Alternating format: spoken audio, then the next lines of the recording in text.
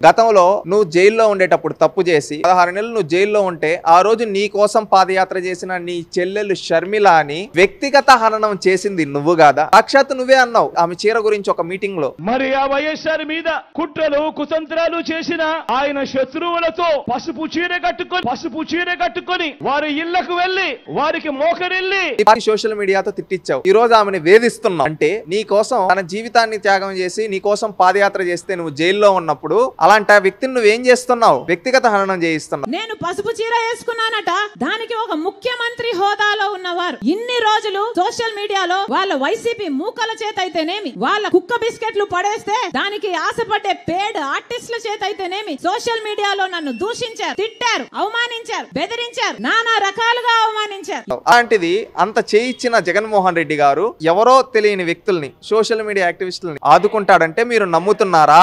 తన సొంత తోబుట్టు చిన్నప్పటి నుంచి తనతో పెరిగిన చెల్లెల్ని తన రాజకీయం కోసం వాడుకొని వదిలేసిన జగన్మోహన్ రెడ్డి రేపు సోషల్ మీడియా యాక్టివిస్టులని ఆదుకుంటాడా, వదులుకుంటాడా? ఒక్కసారి ఆలోచించండి సోషల్ మీడియా యాక్టివిస్టులారా. ఎవరురా నువ్వు? ఇంత టాలెంటెడ్ ఉన్నావు.